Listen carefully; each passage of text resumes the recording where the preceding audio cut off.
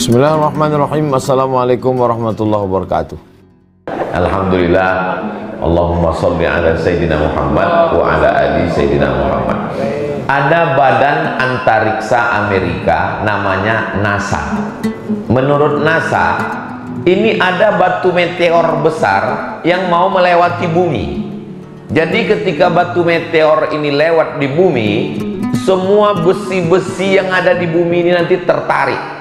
Sama seperti kita punya besi berani, lalu kita letakkan di atas pasir, maka semua besi-besi yang ada di pasir itu tertarik, tersedot semua.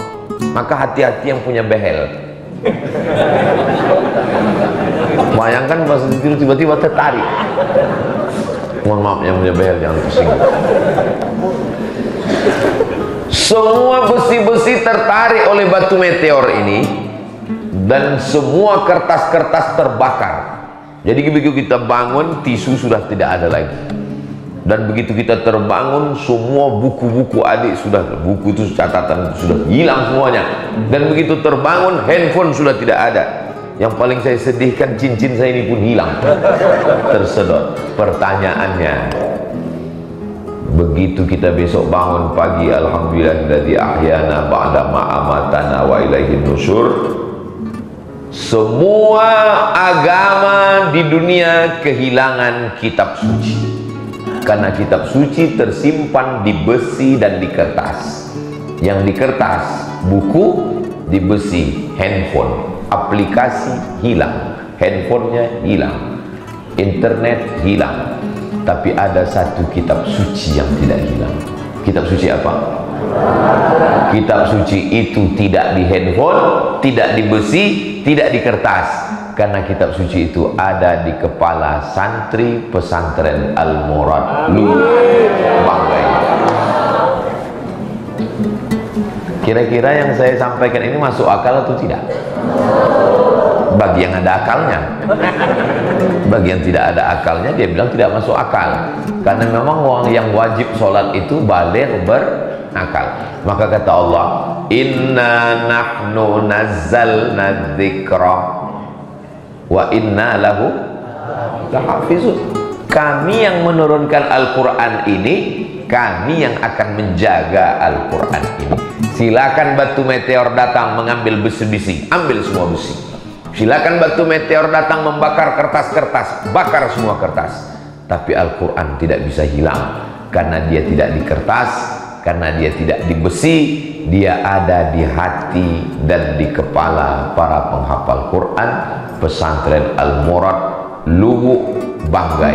Anak Anda ingin menjadi penghafal Quran, daftarkan segera. Ingat, kuota terbatas, limited edition. Saya sudah sampai ke pesantren Al-Murad. Pemandangannya indah. Kalau Tuan menutup aurat sampai ke dada. Kalau mau datang ke pesantren Al-Murad, tolong jangan naik sepeda.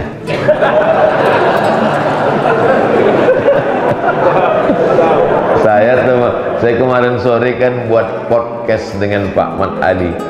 Yang saya pikirkan waktu Bang Mat Ali bilang, besok kita subuh di sini Ustaz. Mudah-mudahan jangan naik sepeda. Soalnya subuh kan. Alhamdulillah naik mobil sampai kemari. Kalau menurun pulang insya Allah. Tapi ngeri juga kalau pulang naik sepeda. Apalagi remnya blong. Langsung mandi pagi ke laut. Yang pertama, Quran tidak akan pernah hilang karena dia dijaga oleh Allah Subhanahu wa ta'ala. Yang kedua, Allah mengatakan kami yang menjaga Al-Quran. Allah itu satu atau banyak? Qul huwallahu ahad. Tapi kenapa dia katakan di situ kami? Banyak. Menurut ahli tafsir, Allah mengatakan banyak karena Allah menyertakan manusia. Kami yang menjaga Al-Quran ini. Maksud Allah, aku dan para penghafal Quran yang menjaga Quran ini. Kira-kira satu rombongan dengan Pak Ahmad Ali senang atau tidak? Senang. Satu rombongan dengan pejabat senang atau tidak? Senang. Ini bukan satu rombongan dengan pejabat, satu rombongan dengan Allah Subhanahu wa ta'ala. Siapa yang satu rombongan dengan Allah? Inna nahnu nazzalna dzikra wa inna lahu lahafizun. Kami yang menjaga, kata Allah. Aku dan para penghafal Quran yang menjaga. Ustaz, tapi saya nggak ngapal Quran. Kalau kau tidak penghafal Quran, menikahlah dengan penghafal Quran. Tapi saya sudah punya istri, Pak Ustaz. Kalau istrimu tidak penghafal Quran, anakmu menjadi penghafal Quran. Tapi anak saya sudah besar semua, nggak sanggup menghafal Quran, Pak Ustaz. Anakmu tidak penghafal Quran, cucumu penghafal Quran. Saya nggak ada anak, saya nggak ada cucu, Pak Ustaz. Kau punya uang, kau buat pondok pesantren tempat orang menghafal Quran. Saya nggak punya uang, Pak Ustaz, mati aja. Banyak kali alasannya. Usahakan kita punya ada hubungan dengan penghafal Quran. Makanya ini yang berada di hadapan saya ini adalah rombongan bersama Allah Subhanahu wa ta'ala.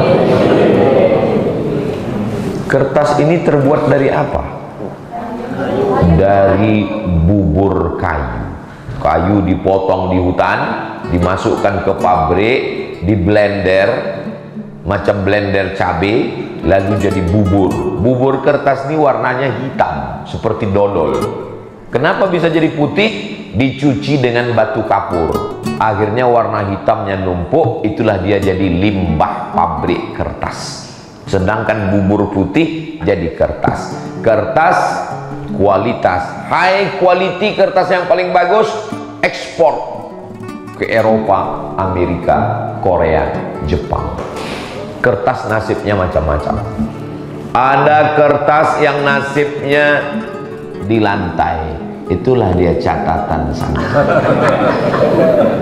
Ada kertas yang nasibnya di meja, inilah untuk ngelap mata Ustadz Somad. Ada kertas yang nasibnya di istana raja, selamat menempuh hidup baru untuk kedua mempelai. Ada nasib kertas yang kurang bagus di toilet. Gak usahlah kita ceritakan ya, udah tahu sendirilah nasibnya. Padahal asalnya sama-sama bubur kertas, tapi nasib lain-lain. Tapi ada satu kertas yang tidak boleh disentuh kecuali orang yang berwudu. Kertas apa itu? La yamassuhu illal mutahharun. Tidak boleh disentuh kecuali orang yang suci berwudu. Tidak boleh dipegang, tidak boleh dibawa, tidak boleh dibuka. Dan ketika kertas itu dipeluk, dicium, dibuka oleh qari, kertas asalnya sama. Tapi kenapa kertas itu berbeda? Bukan karena asalnya, bukan karena warnanya, bukan karena harganya, tapi karena di dalamnya ada Al-Qur'an. Ada Al-Qur'an. Kalau kertas saja yang tak ada harganya bisa naik derajatnya karena Al-Qur'an, apalagi hati dan pikiran para santri yang ganteng-ganteng, yang bajunya hijau pucuk pisang. Bagus sekali. Kalau mau mata awet, sering-sering melihat warna hijau. Itu pesan Nabi Muhammad SAW yang disaripatikan oleh Imam Abu Hamid Al-Ghazali. Itu makanya karpet Taman Raudhah hijau, pakaian sutra penghuni surga hijau, kubah Masjid Nabawi hijau, dan baju santri pesantren Al-Murad hijau. Kalau nyumbang pakai duit warna merah, hijau 20.000. Saudara yang dimuliakan Allah, saya pakai poin subuh ini, pakai poin 1, poin 2, poin 3 supaya apa? Supaya santri mudah menghafal, karena ini yang saya sampaikan ini akan keluar dalam UAS, ujian akhir semester. Yang pertama, Quran tidak akan hilang walaupun meteor datang mengambil besi dan kertas.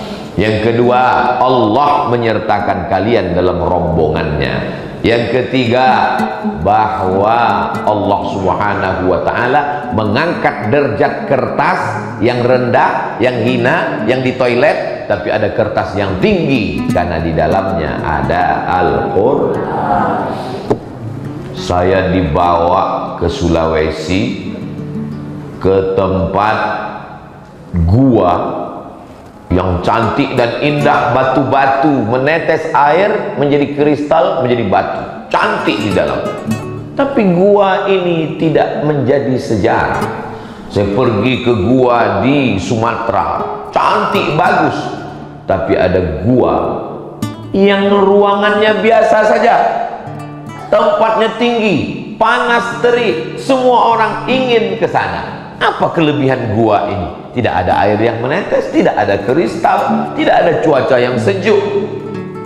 Gua itu bernama Gua Hira. Di mana gua yang paling banyak? Di Jakarta. Siapa lu, siapa gua? Tapi gua ini poin yang keempat. Gua ini dicari orang dan semua orang akan ingin sampai ke sana. Panjang umur, sehat badan, mudah-mudahan kita bisa datang ke gua ini. 5 ayat turun di situ. Iqra bismi rabbikal ladzi khalaq, khalaqal insana min 'alaqin, iqra wa rabbukal akramul ladzi 'allama bil qalami 'allamal insana ma lam. Begitu banyak gua yang cantik, yang indah, gua kristal, gua emas, gua batu, gua air. Tapi gua yang menjadi tujuan seluruh manusia di dunia, Gua Hira. Kenapa Gua Hira menjadi tujuan? Karena di situ diturunkan Al-Qur'an. Berikutnya poin yang kelima. Muharram, Safar, Rabiul Awal, Rabiul Akhir, Rabiul Awal, Rabiul Akhir, Rajab, Sya'ban, satu-satunya bulan yang ada dalam Al-Qur'an. Bulan apa? September. Syahrul Ramadan. Padahal Ramadan bulan puasa, tapi setelah kata Ramadan bukan saum. Syahrul Ramadan, bulan Ramadan yang paling enak makan, tapi yang disebutkan dalam ayat ini bukan buka puasa. Syahrul Ramadan alladzi unzila fihil Qur'an. Allah menyebutkan Ramadan bukan karena di Ramadan ada puasa, bukan karena Ramadan lahir Nabi, bukan karena Ramadan Isra Mi'raj, tapi Ramadan turunnya Al-Qur'an. Kalau engkau mulia seperti Ramadan, kau disebutkan Allah, dan kemuliaan Ramadan itu karena Al-Qur'an. Mulia karena harta, harta akan binasa. Mulia karena kuasa, kuasa akan sirna. Mulia karena rupa, rupa akan berubah, top, tua, ompong, peot. Tapi mulia karena Al-Quran akan kekal abadi. Maka adik-adik, insya Allah kalian menjadi para penghafal Al-Quran. Kalian mulia karena Al-Quran, insya Allah. Amin ya Rabbal Alamin. Berikutnya yang saya seminar bersama Bapak Din Samsuddin, Profesor Doktor. Salah satu narasumbernya orang Jepang, perempuan, muslimah. Profesor Jepang ini bercerita tentang buah mangga yang tumbuh di tanah yang sama, tapi buah mangga ini manis, buahnya lebat. Pohon ini buahnya kurang, nggak lebat, tumbuh satu-satu berbuah asam. Pas diteliti, ditelusuri, kenapa buah mangga ini manis padahal buahnya sama, tanahnya sama, jenisnya sama. Kenapa yang ini manis, kenapa ini asam? Ternyata pohon mangga ini selalu dilewati kiai, dan kiai kalau lewat situ sambil ngulang murojaah bacaan Quran. Innallaha la yastahi an yadriba mathalan ma ba'udatan fama fawqaha fa ammal ladzina amanu fa ya'lamuna annahu haqqun min rabbihim wa ammal ladzina kafaru fa yaquluna madza aradallahu bihadza mathala yudhillu bihi katsiran wa yahdi bihi katsiran wa ma yudhillu bihi illa al-fasiqin. Pohon mangga ini tidak ada bacaan Quran. Ternyata bacaan Quran berpengaruh pada buah mangga. Buah mangga jadi pengaruhi Quran, apalagi kamu. Begitulah Allah Subhanahu wa ta'ala. Oh, ini nggak masuk akal, nggak logis. Orang yang mengatakan nggak ada efek ayat Quran terhadap buah mangga, pohon mangga, apa hubungan? Ustaz Somad ceramah jangan macam-macam. Al-Quran ini diturunkan Allah, zalikal kitabu la raiba fihi hudan lil muttaqin. Quran ini diturunkan lil muttaqin, bukan lil pohon mangga. Yang menjawab pertanyaan ini orang Jepang juga. Yang cerita tentang pohon mangga menerima efek Quran orang Jepang. Yang menjawab pertanyaannya juga orang Jepang. Ternyata orang Jepang buat penelitian, ini ayat Quran ini memberikan efek atau tidak pada air. Dituanglah air, lalu air ini dibacakan ayat Quran. Setelah itu dilihat dengan mikroskop. Ternyata di dalam air itu muncul molekul cahaya berwarna kristal bunga yang indah. Saya nggak percaya Pak Ustadz, mana bunga kristalnya? Yang punya handphone bisa ditulis tulisannya miracle of water. Kalau bahasa kampung kita, the miracle of water. Mana gambarnya? Setelah tulis miracle of water, kok iklan skincare?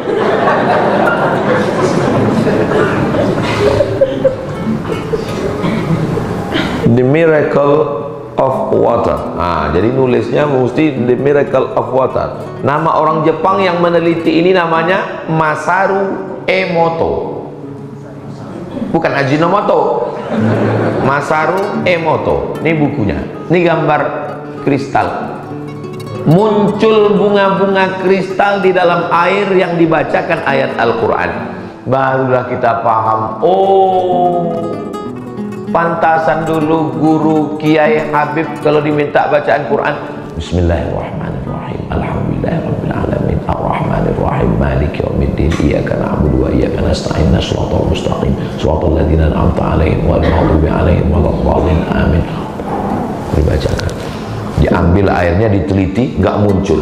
Kok nggak muncul? Orang botolnya ditutup. Ini mana ayatnya mau masuk ke dalam? Ya Allah. Saudara yang dimuliakan Allah Subhanahu wa taala, maka pahamlah kita. Loh, itu kan air Pak Ustadz. Lalu apa hubungannya dengan pohon mangga? Ini pohon mangga, ini batang mangga. Coba buang kulit mangga itu, buang kulitnya keliling. Hidup apa mati? Mati pohon mangga. Kenapa mati pohon mangga? Karena air tidak bisa disedot dari akar naik ke atas. Jadi istinya pohon kelapa, pohon mangga itu kenapa hidup? Karena ada air. Air itulah yang dibacakan ayat Quran. Airnya berubah jadi manis kalau bagi orang yang susah percaya. Tapi bagi orang yang mudah percaya, dia nggak perlu tahu prosesnya. Innama amruhu idza arada syai'an ayyaqula lahu kun. Selesai masalah. Berikutnya yang ketujuh. Ustadz, kami nggak bisa nulis Pak Ustadz. Yang punya buku tulis, yang nggak bisa nulis nggak apa-apa, karena ini bisa ditonton ulang di channel Ustadz Abdul Somad Official. Subscribe, like, share, and comment.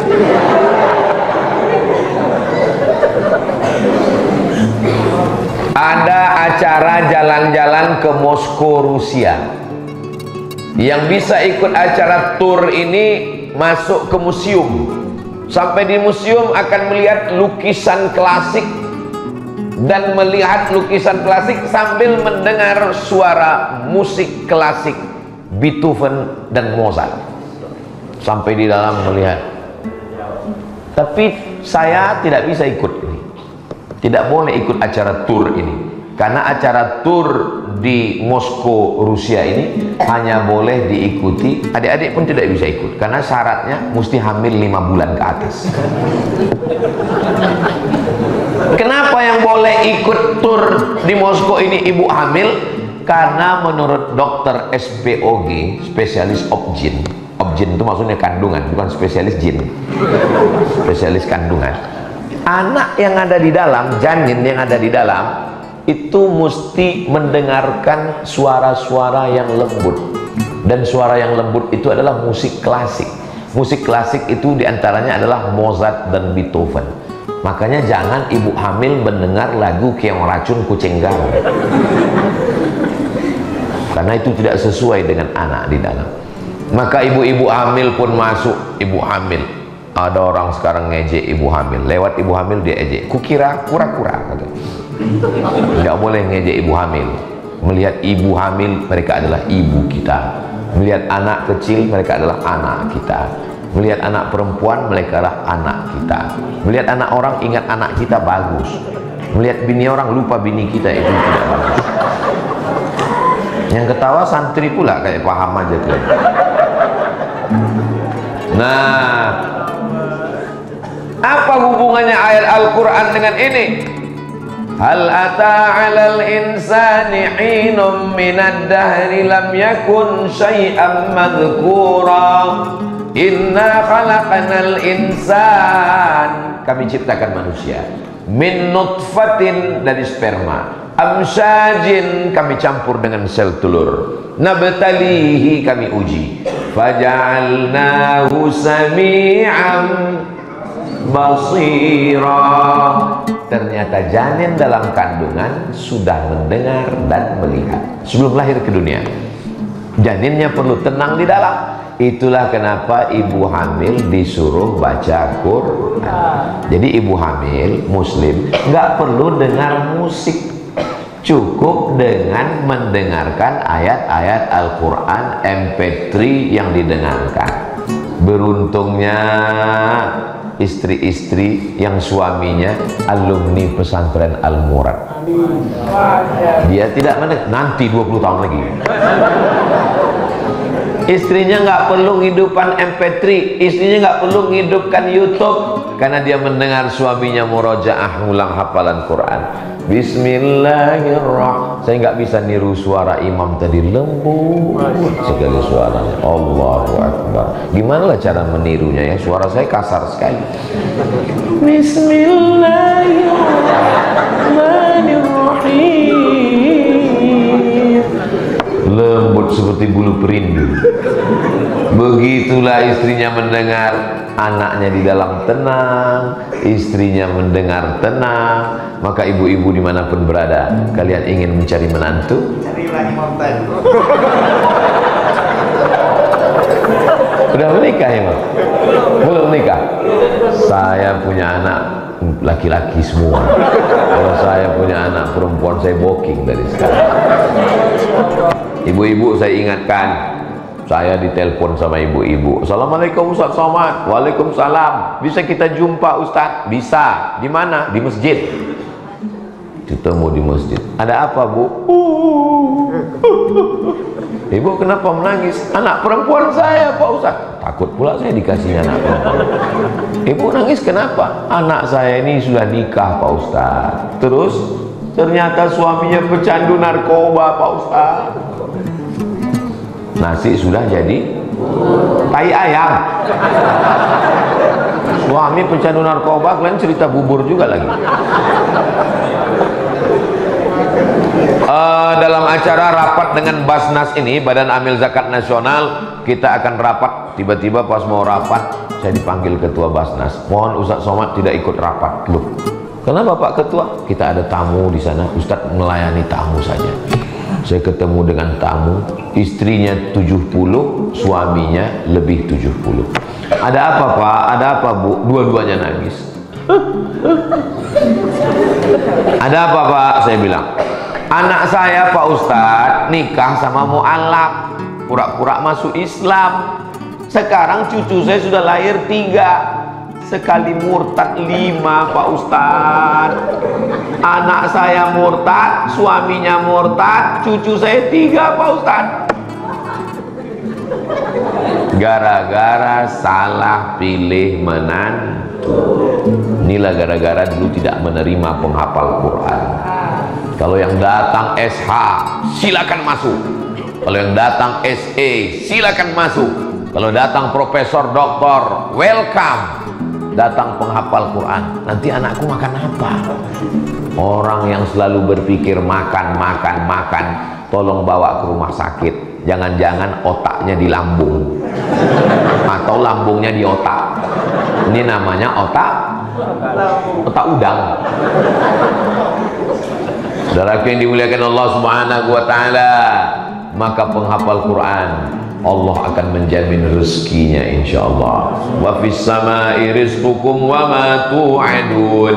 Allah menjamin. Wa ma min dabbatin fil ardi, semua yang melata di atas muka bumi, illa 'ala Allah rizquha.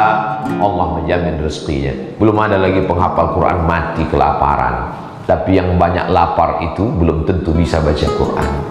Insyaallah. Yang menurunkan Quran siapa? Allah. Yang menurunkan rezeki Allah.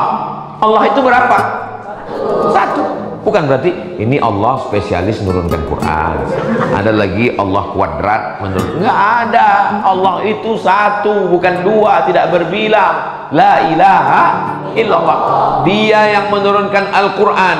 Mustahil dia tidak menurunkan rezeki untuk para penghafal Quran. Saya nggak maulah anak saya jadi ustadz, nanti kurus kayak Ustadz Somad. Ini kurus bukan karena tidak makan, ini memang sudah takdir begini. Saya dikasih tahu sama dokter, Ustadz tolong makannya agak banyak sedikit supaya Ustadz kelihatan lebih berwibawa. Karena Ustadz kurus itu kurang berwibawa. Jadi gimana caranya biar saya agak gemuk Pak Dokter? Minum susu kental manis 1 hari 3 kali, pagi, siang, malam. Saya beli 90 saset, pagi, siang, malam minum. Setelah 1 bulan saya timbang, nggak naik. Saya tanya dokter, jamaah kita orang Batam, Pak Dokter, ini kenapa nggak naik? Sudah Ustadz minum? Sudah. Berapa kali? 3 kali sehari. Berapa lama? 1 bulan. Nggak naik? Enggak. Berarti memang sudah takdir Pak Ustadz. Yang penting sehat. Jadi adik-adik nanti kalau pulang ke rumah tahu-tahu orang tuanya bilang, kok kenapa kurus sekali? Aku memang kurus mak, tapi di kepalaku 30 juz. Bapak berapa? Saya 3 juz Pak Ustadz. Juz mangga, juz melon, juz pokat. Insya Allah adik-adik nanti orang yang dibanggakan orang tuanya insya Allah. Amin. Berikutnya poin yang ke-8. Apa itu yang ke-8? Ternyata ada orang mau dioperasi. Dioperasi itu mesti disuntik bius untuk menghilangkan kesadaran. Sebelum disuntik, ini yang cerita namanya Syekh Hasan. Sebelum disuntik dia bilang ke dokter, tolong suntik saya ketika saya sudah baca Quran. Nanti pas sudah saya baca, suntik.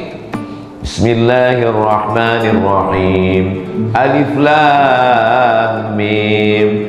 Dzalikal kitabu la raiba fihi hudan lil muttaqin alladzina yu'minuna bil ghaibi wa yuqimuna as-salata wa mimma razaqnahum yunfiqun.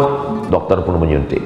Begitu bius masuk, semua bisa dibekukan oleh bius. Mata tertutup, telinga tak mendengar, berhenti, tapi ada yang tidak bisa berhenti. Apa itu? Hafalan Al-Quran. Al-Quran tidak bisa dihentikan dengan bius apapun. Kenapa? Karena Allah yang menjaga, memprotek. Sama seperti datang virus menyerang handphone, virus datang menyerang laptop, semua file hilang, tapi ada satu file yang tidak. Kenapa? File ini diprotek. Sama seperti pesawat terbang meletup, meledak, jatuh ke laut, na'udzubillah, tapi ada satu file yang tidak bisa diserang, dihancurkan. Apa namanya? Black box. Black box tidak hilang. Black box dicari, pesawatnya hancur, black boxnya dapat, diperiksa. Apa teriakan mereka terakhir waktu pesawat itu meledak? Ternyata teriakan terakhirnya adalah Allahu Akbar. Nggak ada teriakan terakhir Mama. Nggak ada. Yang katanya kaulah bulan, kaulah bintang. Sayang, pas dia meninggal teriakannya serentak di pesawat itu Allahu Akbar. Kalam Allah itu yang akan mengingatkan kalian. Begitulah Allah Subhanahu wa ta'ala menjamin. Makanya orang yang hafal Quran matinya husnul khatimah. Berikutnya yang ke-9. Ini tausiah Ustaz ini sampai jam berapa ini Pak Ustaz? Kalau tuan membeli peniti, pakaikan peniti di kain selendang. Tausiah ini akan segera berhenti kalau makanan sudah terhidang. Ustaz kok tiba-tiba ingat makanan? Saya ngelihat mereka sedang menyiapkan di balik jendela. Berikutnya yang ke-9. Yang ke-9, bahwa Allah Subhanahu wa ta'ala itu membuat di kepala kita ini ada memori. Memori bahasa Inggris, bahasa kitanya ingatan. Ustadz ingat dengan saya? Mohon maaf ya, kau tidak terdaftar dalam memoriku. Memori ingatan. Ada pasien di rumah sakit Cipto Mangunkusumo, Jakarta, sudah diponis koma, belum titik, koma, sedikit lagi titik. Lalu istrinya dipanggil sama dokter, ini suamimu ini sudah tidak ada harapan lagi, bawa dia pulang ke rumah. Artinya dia hidup itu karena cuma ada alat bantu.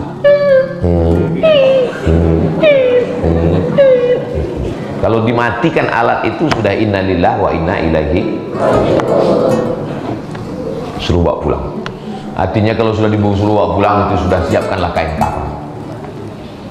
Tiba-tiba bapak yang sudah diponis ini bangun.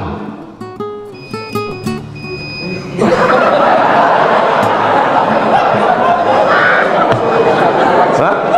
Suruh, saya sangka.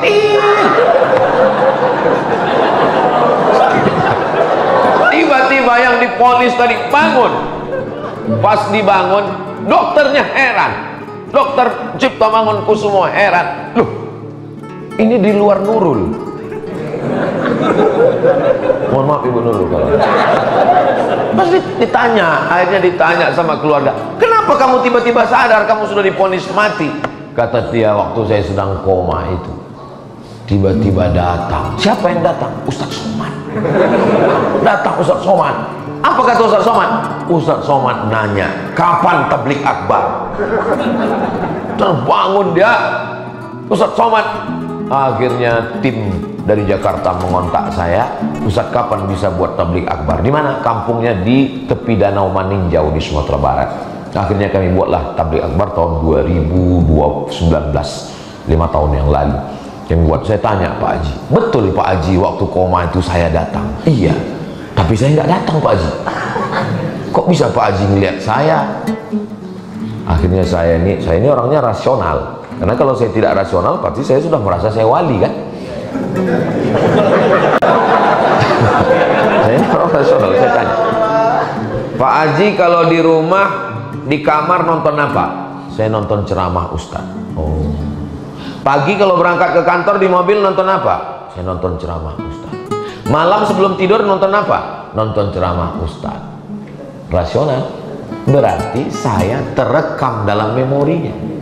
Itulah kenapa waktu dia mau mati, waktu dia koma, maka yang hadir itu adalah memori. Maka saya ingatkan ke bapak-bapak, buanglah mantan pada tempatnya. Karena saya khawatir pas kalian koma nanti dia yang muncul. Hati-hati kalian. Bayangkan istri kalian datang menjenguk, tiba-tiba yang kalian sebut nama orang lain. Apa nggak disuntiknya mati kalian? Betul kan Bu? Waspadalah. Penghafal Quran satu hari dia mengulang hafalannya 2 juz. 1 bulan dia khatam 2 kali. Satu tahun dia khatam 24 kali. Maka memori yang terkuat di dalam kepalanya adalah Al-Quran. Makanya semua penghafal Quran ini matinya husnul khatimah.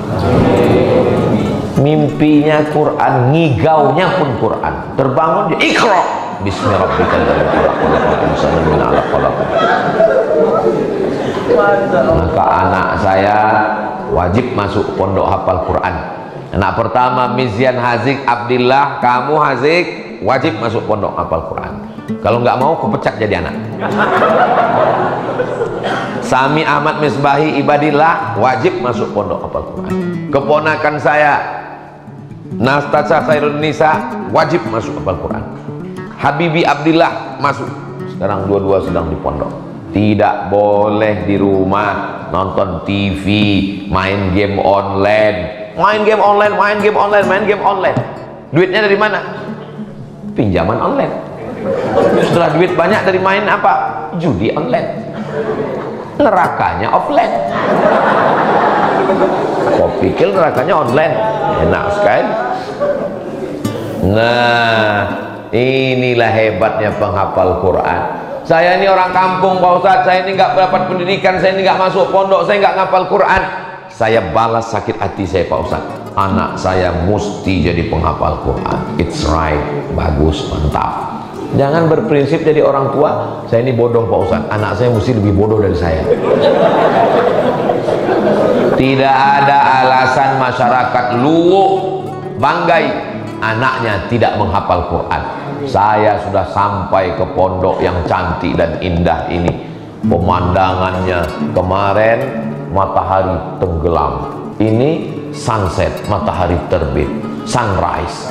Kemarin matahari tenggelam, jadi saya kemari ini 2 kali matahari terbit, matahari tenggelam. Cantik indah pemandangannya, melihat kota-kota hidup di bawah. Kemarin matahari akan tenggelam, nampak rona merah di ufuk barat. Begitu cahaya muncul, saya buatkan video pendek. Pagi ini matahari terbit, tinggal nanti kunjungan yang ketiga tengah malam. Masya Allah, pondok pesantren Al-Murad. Murad diambil dari kata arada yuridu, iradatan, keinginan yang kuat. Murad sesuatu yang diinginkan. Orang ingin untuk sampai ke atas ini, tapi tidak semua bisa sampai karena tempat yang tinggi, terjal, mesti dicapai dengan perjuangan. Dan adik-adik adalah orang yang sudah lulus fit and proper test. Yang ke-10, kenapa mesti menghafal Al-Quran? Karena bahasa yang paling lengkap adalah bahasa Al-Quran. A, B, C, D, E, F, G. Adakah dalam lafaz Inggris A, B, C, F, G itu Fa? Enggak. Coba sebutkan huruf Fa. Enggak ada. Dalam Inggris Fa mesti digabungkan 2 huruf, T dengan H. T dengan H baru jadi Fa. 1 huruf enggak ada. Sebutkan lafaz Inggris yang ada Tha. Sehat. Apa bahasa Inggris sehat? Health. WHO. World Health Organization. Tapi dalam bahasa Arab Tha. Hari apa ini? Yaumul Thulatha. Hari Thulatha. Thalatha. وَلَنَبْلُوَنَّكُمْ بِشَيْءٍ مِّنَ الْخَوْفِ وَالْجُوعِ وَنَقْصٍ مِّنَ الْأَمْوَالِ وَالْأَنفُسِ وَالثَّمَرَاتِ وَنَقْصٍ صَ أَنفُسِ سَ وَالثَّمَرَاتِ ثَ وَبَشِّرِ شَ صَابِرٍ صَ. Tidak ada dalam bahasa Inggris. Fa, sa, sya, so. Ada dalam bahasa Indonesia itu? Enggak ada. Saya suka sama. Bukan berarti mentang-mentang udah tobat, udah hijrah. Ini ada pejabat dulu nggak pandai ngaji, begitu tobat hijrah langsung kata sambutan, Assalamualaikum warahmatullahi wabarakatuh, Alhamdulillah rabbil alamin, wassalatu wassalamu ala asyrafil. Apa ini syin semua? Dia ada fa, ada sa, ada so, dan itu hanya ada dalam Al-Quran. Silakan pakar bahasa Prancis datang, silakan yang hebat TOEFL, Test of English Foreign Language, skor 550, paling rendah 600 skor. Tunjukkan mana huruf wad, ghairil maghdubi alaihim waladdallin. Sebutkan mana huruf a. Nggak ada. Mana ada I love you? Nggak ada. Orang yang paling fasih di dunia adalah orang yang menghafal Al-Quran. A'uju,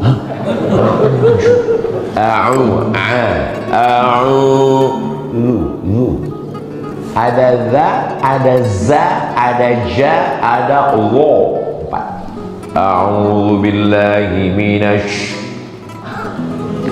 billahi minas syaiton.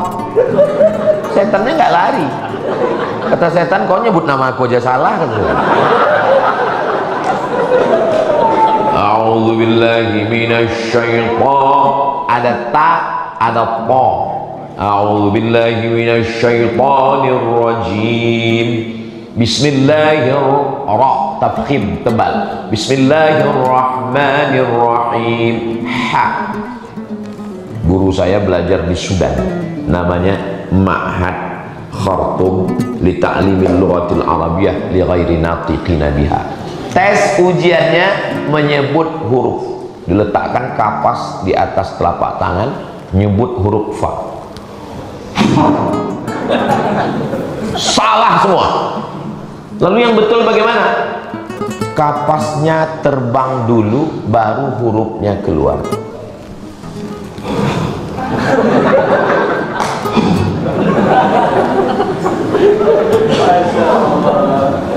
Adakah huruf yang begitu halus?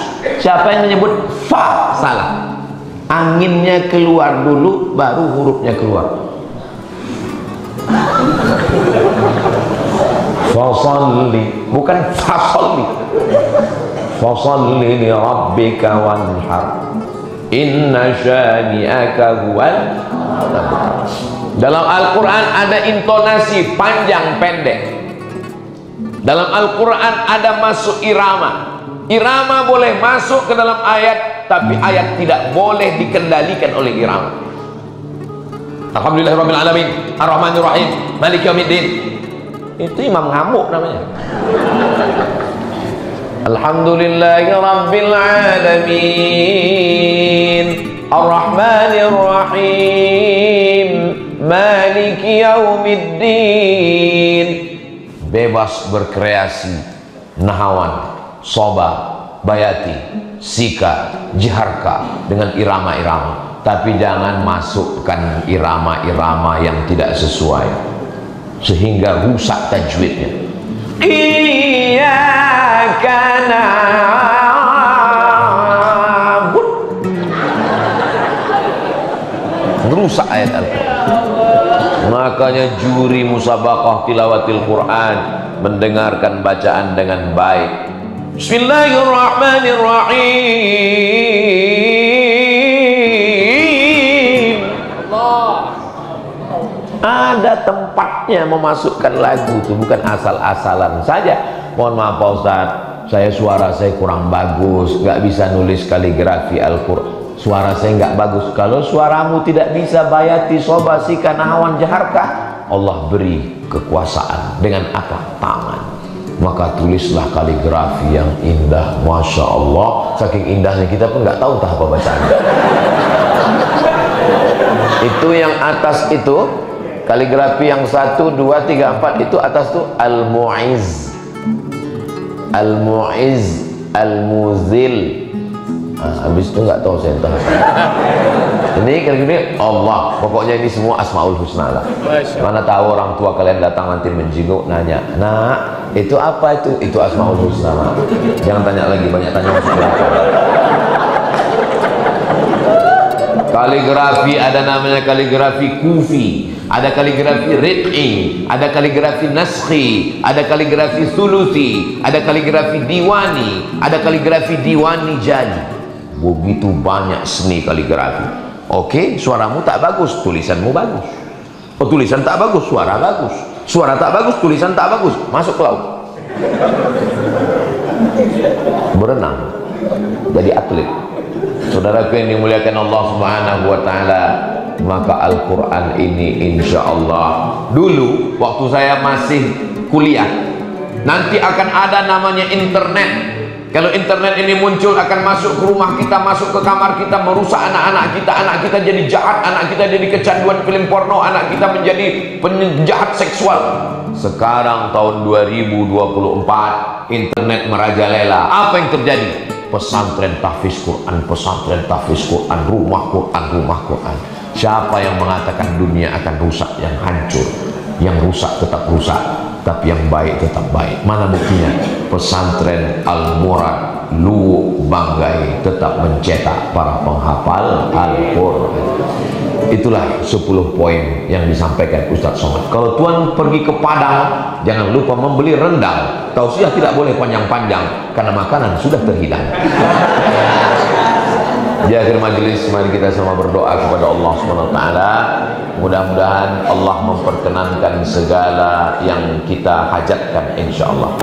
Ala hadhihi niyah, untuk niat ini Al-Fatihah.